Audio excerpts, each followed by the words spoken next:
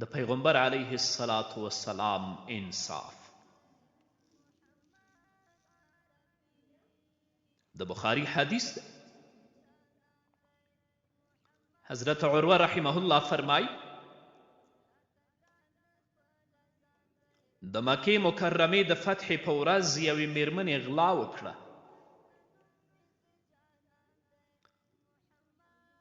نو د هغې میرمنې د کورنۍ غړي له ویرې اسامه بن زید رضی الله تعالی عنه ته ورغلل او ورته یې وویل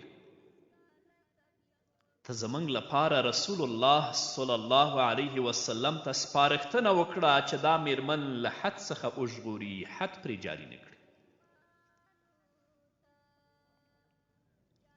اسامه بن زید رضی الله تعالی عنه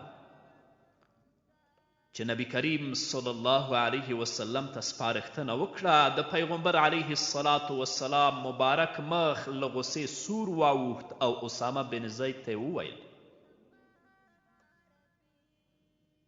اسامه ته ماته د الله رب العزت په حدودو کې سپارښتنه کوي.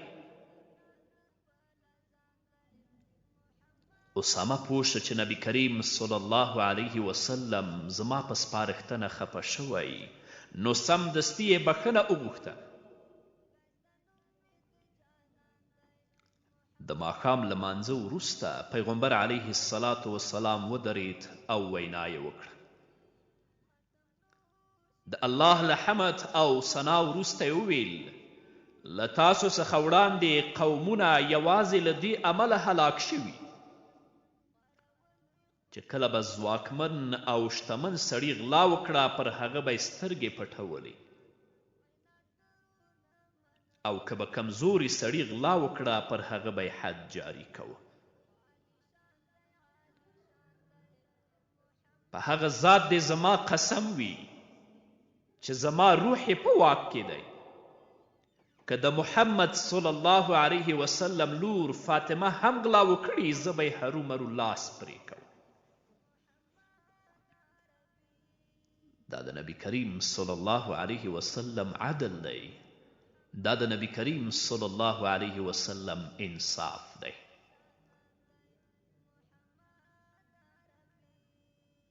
اوس هم که چیرته یو ځواکمن غلا وکړي، یو شتمن غلا وکړي، یا یو ځواکمن او شتمن فساد وکړي، که قاضي دی په هغه باندې سترګې پټوي، که څارنوال دی په هغه باندې سترګې پټوي، او که نور چارواکي دي هم په هغه باندې سترګې پټوي. اما که یو کمزوری سړی غلا وکړي، یو بېوسه سړی فساد وکړي، نو بیا د قاضي دوه سترګې ورته څلور شي، د څارنوال ورته شپږ شي، او د چارواکو ورته اته شي. حال دا چې نبی کریم صلی الله علیه وسلم فرمای له تاسو څخه وړاندې قومونه یوازې له دې امله هلاک شوي چې کله به ځواکمن او شتمن سړي غلا وکړه پر هغه به یې سترګې پټولې، او که به کمزوري سړي غلا وکړه پر هغه به یې حد جاري کړه.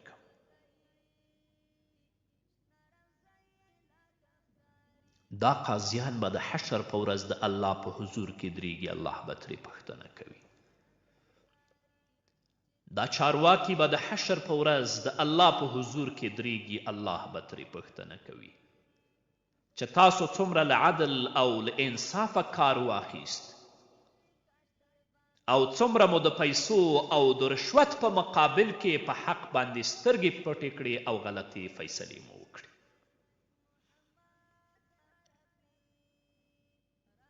پیغمبر علیه الصلاة والسلام صحابه و کرامو ته امر وکړ او د همدغې میرمنې لاس یې پرې کړ. راوي وایي هغې میرمنې بیا په کلکه له غلا څخه توبه وویسته او څه وخت وروسته یې واده وکړ.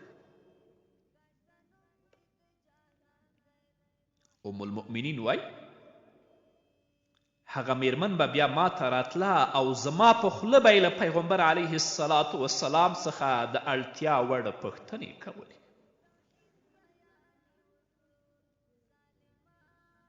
همدارنګه ابن ابي شیبه لیکي چې ام سلمه رضی الله تعالی عنها وایي 2 صحابه وو د میراث په سر شخړه وه او له یوه سره هم ګواه نه و. دواړه محمد رسول الله صلی الله علیه وسلم ته راغلل. پیغمبر علیه الصلاة والسلام ورته وویل تاسو ما ته داسې شخړې راوړئ چې د هغې په هکله پر ما وحی نه ده راغلی. زه به اوس له خپلې رایې سره سم ستاسو ترمنځ پریکړه کوم او هغه پوهیږي چې زه د خپل ورور حق خورم، نو باید هغه د خپل ورور حق ونه خوري، ځکه چې هغه به بیا د ده لپاره د اور سکروټه وي او د قیامت په ورځ به یې دغه اور د غاړې امیل وي. هغو دواړو چې د نبی کریم صلی الله علیه وسلم دا خبرې واورېدې دواړه په ژړا شول. یو وویل یا رسول الله زه له خپله حقه تیر یم او ده ته یې ورکوم.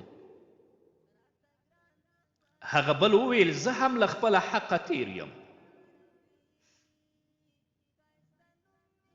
پیغمبر علیه الصلاة والسلام وفرمایل چې داسې ده نو دواړه لاړ شئ، په حق چلیږئ او میراث ترمنځ وویشئ، د ویش لپاره په دواړو برخو خڅنې یا قره واچوئ او بیا یو بل ته بخښنه وکړئ.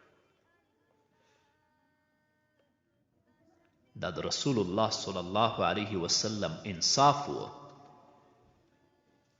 دا د رسول الله صلی الله علیه وسلم عدل و چې د مدعی او د مدعی علیه ترمنځ یې فیصله کوله.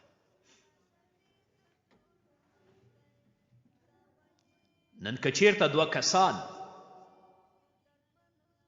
قاضي ته خپله دعوا ور وړاندې کړي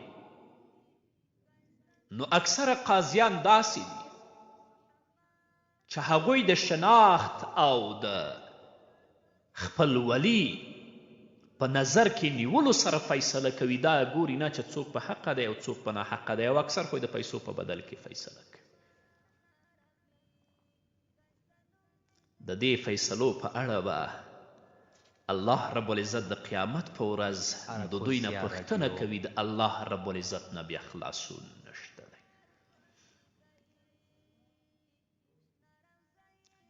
شته ځینې داسې قاضیان شته چې هغوی به د قرآن او د سنت په رڼا کې خپلې فیصلې کوي، نه به خپل ولی په نظر کې نیسي، نه به شناخت په نظر کې نیسي او نه به یې مادیات په نظر کې وي. خو دا ډیر کم دي. دا خبره داسې ده لکه په قارغانو کې سپین قارغه. د چا فیصلې چې محاکمو ته تللې دي یا سرنوالي ته تللې دي، هغوی چې زما دا خبرې اوري هغوی د نورو خلکو نه ډیر زر حقیقت درکولی شي او پوهیږي چې خبره څه شی ده.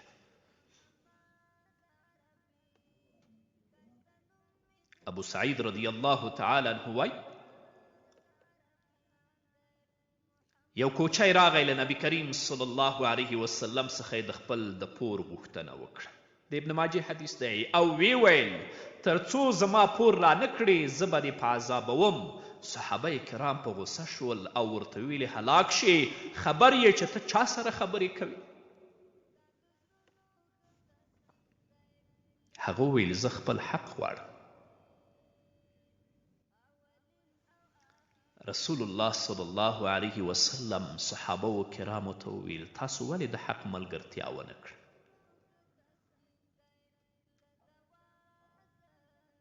بیا نبی کریم صلی الله علیه وسلم خولې بنت قیس رضی الله تعالی عنها ته پیغام ورک. که کجورې در سره وي ما ته یې راکړه، چې کله زموږ کجورې راشي بیا به ستا پور درکړه. هغې وویل یا رسول الله ولې نه؟ زما مور او پلار دې تر تاسو قربان وي. پیغمبر علیه الصلاة والسلام له هغې څخه کجورې واخیستې او کوچي او صحرایي ته یې د هغه له پور څخه هم زیاتې ورکړې.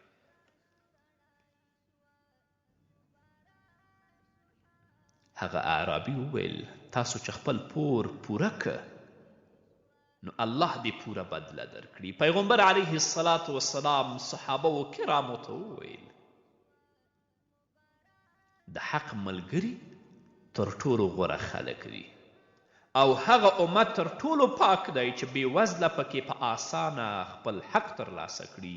اما اوس د بې وزله حق خلک خوري، شتمن او زورواکي د همدغو بې وزله خلکو په حقوقو باندې سینې اچولي او غصب کړي دي. دا د دې امت حال دی او حال ده چې رسول الله وایي هغه امت تر ټولو پاک دی چې بې وزله پکې په آسانه خپل حق ترلاسه کړي. دلته د بې وزله حق تر پښو لاندې دی. زورواکي خپل حق مخلي او د بې وزلو په حقوقو باندې هم سینې اچولي دي. د بیهقي حدیث دی. عبدالله بن دینار بن عاص رضی الله تعالی عنه وایي د ابابکر صدیق انصاف بیانوي چې ابابکر صدیق رضی الله تعالی عنه د جمعې په وینا کې خلکو ته وویل سبا د صدقې ټول اوښان راولئ چې خلکو ته یې وویشو او د ویش پر وخت به له اجازې پرته څوک نږدې نه راځي. یوې میرمنې خپل خاوند ته د اوښ مهار ورک چې کیدای شي موږ ته به هم په ویش کې اوښ راورسیږي. هغه سړی راغی او له اجازې پرته د اوښانو په پاده کې ورګډ شو.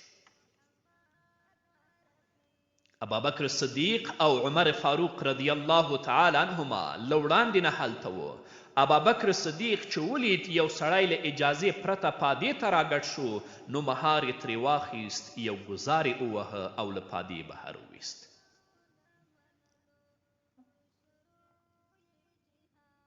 د اوښانو ویش چې خلاص شو ابابکر صدیق په زړه کې خفه و. هغه سړی را وغوښت او ورته یې وویل دا مهار ونیسه له ما نه خپله بدله واخله. عمر فاروق رضی الله تعالی عنه وویل په الله قسم دی دی به هیڅکله داسې نه کوي، یعنی له تا نه به خپله بدله نه اخلي،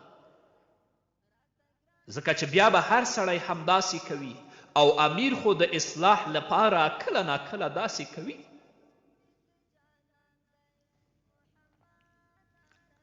امیر المؤمنین سیدنا ابابکر صدیق رضی الله تعالی عنه ویل ما به د قیامت په ورځ له الله څخه څوک ژغوري؟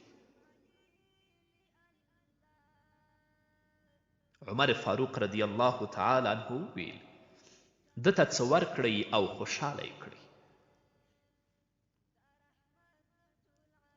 امیر المؤمنین سیدنا ابابکر صدیق رضی الله تعالی عنه خپل غلام ته وویل یو اوښ راوله او ورسره کجاوه او یوه شړۍ او 15 دیناره راوړه. هغه یې دې سړي ته ورکړل او خوشحاله یې کړ. هغه د رسول الله عدل او انصاف و. دا د رسول الله د خلیفه د سیدنا ابابکر صدیق رضی الله تعالی عنه عدل او انصاف دی. چارواکو په خلاصو غوږونو یې واورئ. که ولسمشر یې، که وزیر یې، که وکیل یې، که قومي مشر یې، که ملک یې، که هر څوک یې زما دا خبرې په خلاصو غوږونو واوره. د الله نه وویریږئ، د حشر په ورځ به د الله په حضور کې درېږئ. الله به د دې مسؤلیتونو پوښتنه درنه کوي. په خپلو فیصلو کې له عدل او له انصاف نه کار واخلئ. د مظلوم او د بېوسه د حقوقو غوښتنه وکړئ، که نه هغه پول چې تاسو لپاره په جهنم باندې ایښودل کیږي هغه به درته ماتیږي او په جهنم کې به پرېوځئ. الله دې زموږ په حال باندې رحم وکړي. د عمر فاروق رضی الله تعالی عنه عدل دا به اورو خو د یوې دمې نه وروسته.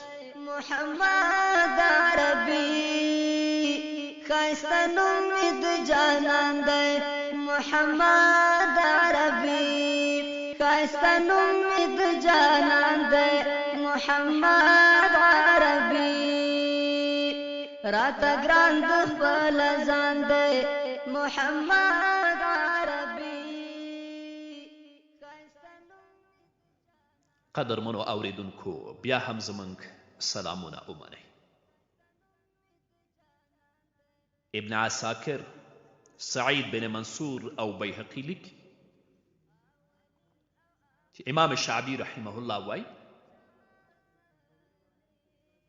د عمر فاروق رضی الله تعالی عنه او د ابی بن کعب رضی الله تعالی عنه ترمنځ د خرما د یوې ونې پر سر شخړه راغله. عمر فاروق رضی الله تعالی عنه حضرت ابی بن کعب رضی الله تعالی عنه ته وویل راځه چې درېیمګړي ته کینو. ابی بن کعب ورته وویل سمه ده. امیر المؤمنین سیدنا عمر فاروق رضی الله تعالی عنه او ابی بن کعب رضی الله تعالی عنه دواړه زید بن ثابت رضی الله تعالی عنه ته ورغلل. عمر فاروق رضی الله تعالی عنه زید بن ثابت رضی الله تعالی عنه ته وویل موږ دواړه تا ته د یوې پریکړې لپاره راغلي یو. زید بن ثابت له امیر المؤمنین سیدنا عمر فاروق رضی الله تعالی عنه څخه وغوښتل چې پورته کینی. نو عمر فاروق رضی الله تعالی عنه ورته وویل دا دې په پریکړه کې اول ظلم وکړ. زه تا ته د پریکړې لپاره راغلی یم، نو موږ به ښکته ناست یو او ته به پورته کینې، زموږ ترمنځ به فیصله کوي.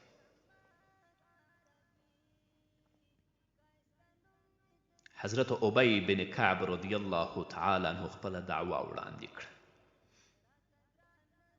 او عمر فاروق رضی الله تعالی عنه ترې انکار وکړ. قاعده دا ده چې مدعی دعوه وکړي او مدعی علیه انکار وکړي، نو که له مدعی سره ګواهان نه وي انکار کوونکی به قسم کوي البینة علی المدعی والیمین علی من انکر. زید بن ثابت رضی الله تعالی عنه ابی بن کعب ته وویل په دې پریکړه کې له تا سره ګواهان نشته، نو عمر به قسم کوي. خو زه تا ته عذر کوم چې امیر المؤمنین عمر فاروق رضی الله تعالی عنه ته قسم مه ورکوه. خو عمر فاروق رضی الله تعالی عنه دا لحاظ ونه که، قسم یې وکه او بیا یې ویل زید به هله روغتونی قاضي وي چې عمر او یو عام مسلمان ورته یو برابر. دا د امیر المؤمنین عدل دی، دا د امیر المؤمنین انصاف دی چې زید بن ثابت ته وایي چې زید بن ثابت به هله رښتونی وي چې هغه ته عمر او یو عام مسلمان یو برابر وي. څومره چارواکي دي چې زموږ د مظلومو حقوق یې تر پښو لاندې کړي، غصب کړي دي او خېټې پرې اچولي. ته دې چارواکي سره یوې محکمې ته او یو څارنوالي ته ولاړ شه چې په دې محکمه کې تا بېوزله او تا مظلوم ته څومره ارزښت درکول کیږي، ستا خبره څومره اوریدل کیږي، یا د دې زورواکي څومره اوریدل کیږي. که ته خبر هم کوې د قاضي لخوا به ته سیاست کیږي، تا ته به زورونه درکول کیږي چې خبره مه کوه. تا په دې زورواکي یا په دې چورواکي یا په دې شتمن باندې دعوا کړې؟ کینه په خپل ځای کې. په هغه امت کې چې عدل نه وي، په هغه امت کې چې انصاف نه وي، په هغه امت کې چې د مظلومانو او د بیوسو حقوق تر پښو لاندې کیږي، زورواکو او چورواکو ته ورکول کیږي، د هغه امت حال به څه وي او په هغه امت کې به خیر د کم ځای نشي.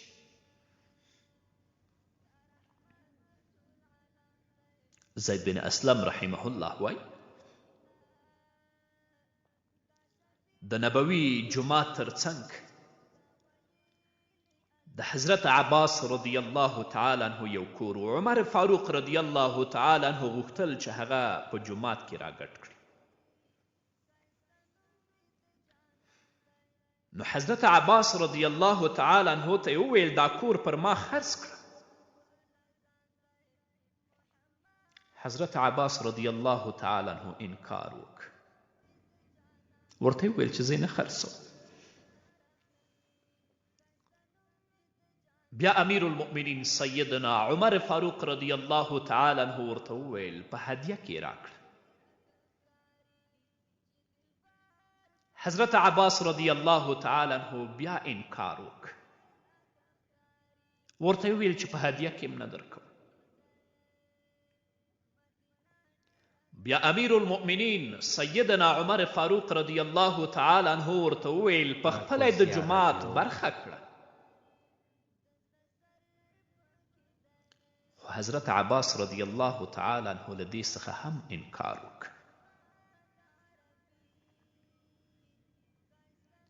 نو امیر المؤمنین عمر فاروق رضی الله تعالی عنه ورته وویل په دې دریو کې به هرومرو یو کار کوي، یا به په ما خرڅوي، یا به په هدیه کې راکوي، او یا به په خپله د جومات برخه ګرځوي. خو حضرت عباس رضی الله تعالی عنه یوه خبره هم نه منله. دا یې ویل چې زه یوې ته هم تیار یم. امیر المؤمنین سیدنا عمر فاروق رضی الله تعالی عنه ورته وویل سمه ده، نو بیا راځه چې زه او ته درېیمګړي ته ورشو.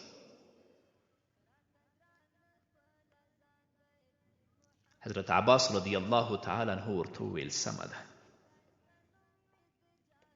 دواړه حضرت ابی بن کعب رضی الله تعالی عنه ته ورغلل. حضرت ابی بن کعب رضی الله تعالی عنه د دواړو خبرې واورېدې.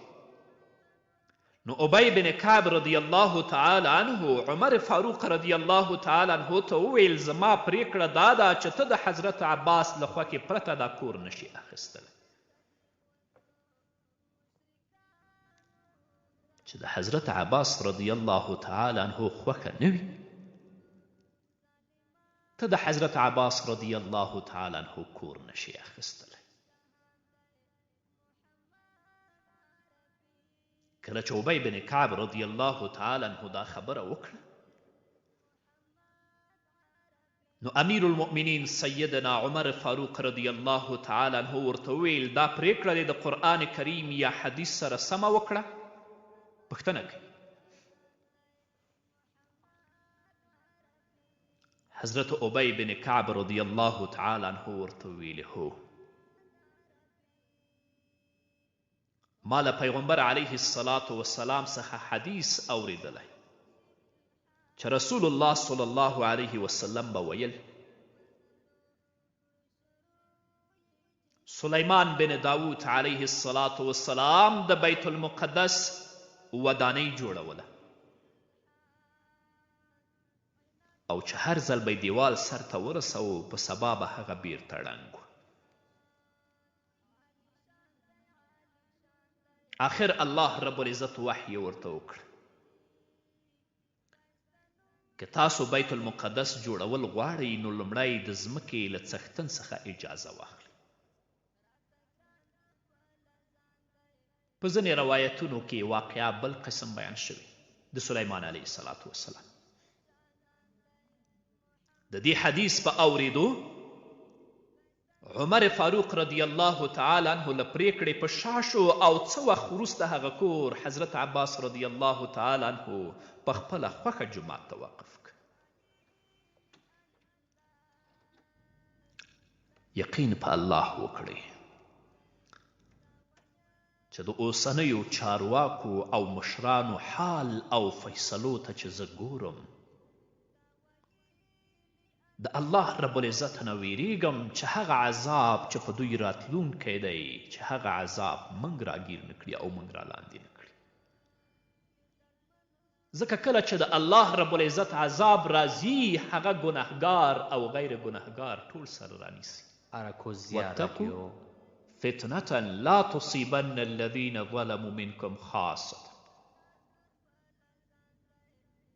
او په څومره فتنو کې او په څومره عذابونو کې راښکېلي. الله دې زموږ په حال باندې رحم وکړي. د دې فاسدو چارواکو او مشرانو نه دې نور الله موږ خلاص کړي.